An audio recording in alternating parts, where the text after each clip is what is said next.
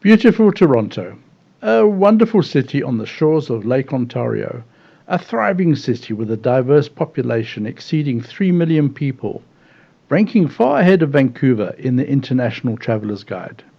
The appeal of this region is so great that it enticed our very own chairman and CEO, Mr. Loma Beans, a king freshwater fisherman, to relocate to Burlington and run our operations from there, where you will often find him fishing off Bronte Pier, hunting for that elusive salmon, which he does occasionally land, and when he does, he proudly portrays the pictures of his hard work and delights in keeping this reminder for posterity. You can almost taste the succulent meal that will come from these catches. But no, apparently most fishermen release their catch back into the water, and it's not because of some sporting code, it's because of the habitat they are caught in. What do I mean? Well, have a closer look at the condition of the water. Yep, effluent. Sewage is floating on top of the water. And this is not just around Bronte Pier. This is a problem that is faced by all communities around Lake Ontario, spoiling this beautiful lake, carrying with it terrible smells. The water quality is so bad and toxic that the City of Toronto pastes warning signs to the general public, warning them not to bathe. But why? Where does it all come from? Toronto Water published a schematic to explain to the public where their wastewater goes to, which looks great on paper. But this is where the problem is, where so-called treated water is returned to Lake Ontario.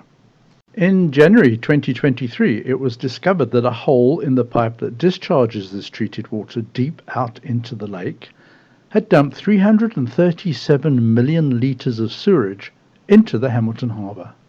The Mid-Halton Wastewater Treatment Works is dumping supposedly treated sewage 2.1 kilometres offshore through its underground pipe system. Problem is that human effluent is now washing up all along our shores. So where's it coming from?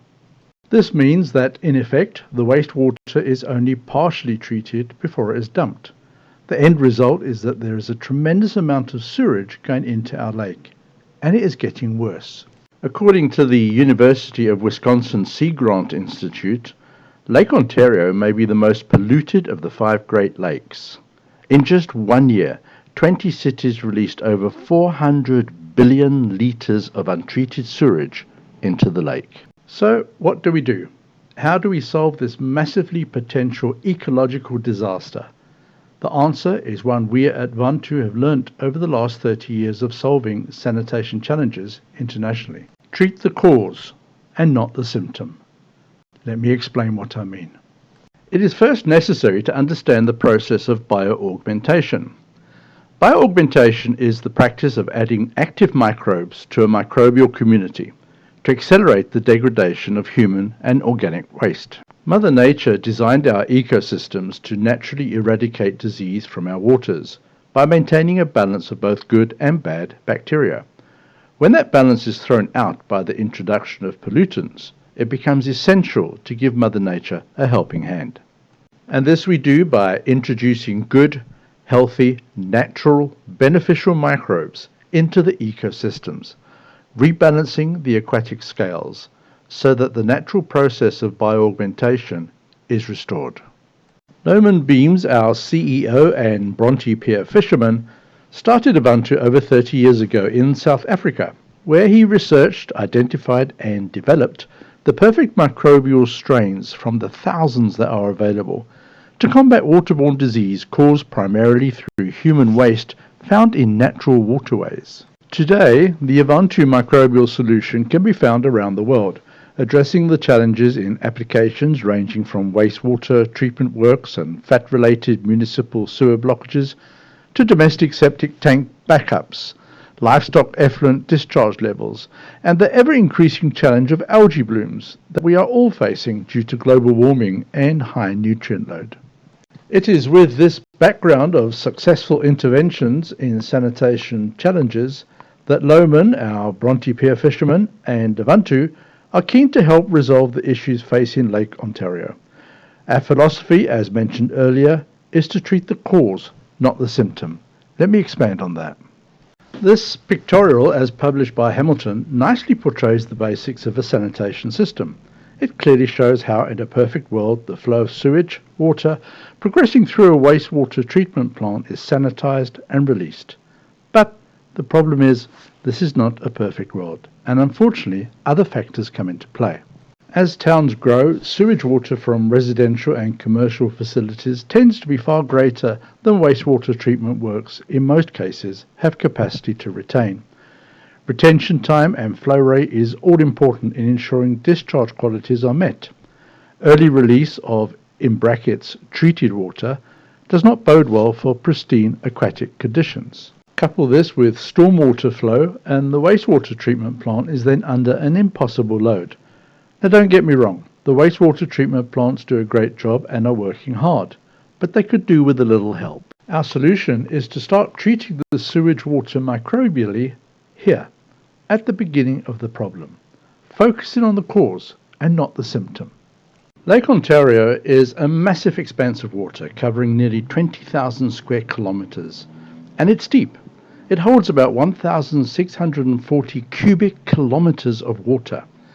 To repair the aquasystem and address the environmental impact of pollutants is a massive undertaking. But where do we start?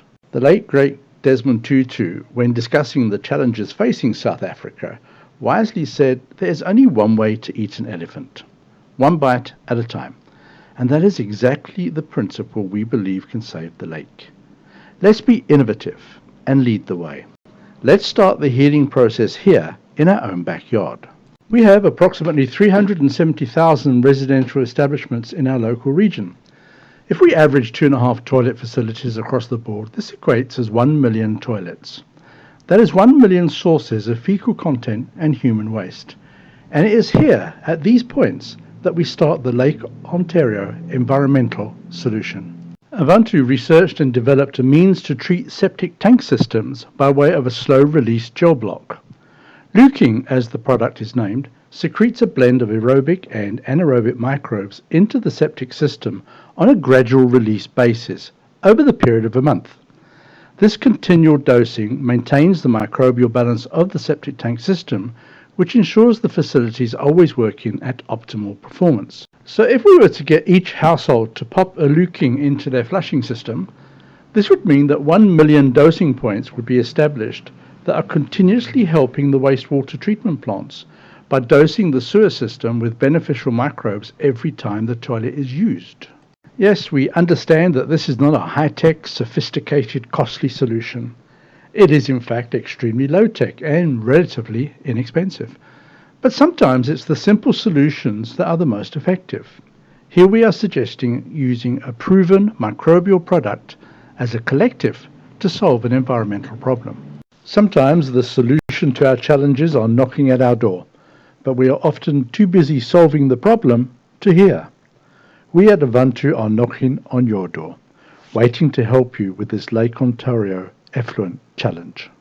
Thank you for listening to this short presentation. If you would like any further information, please contact us at info@avantuglobal.com or visit our website at www.avantuglobal.com. By working together, we can save our planet.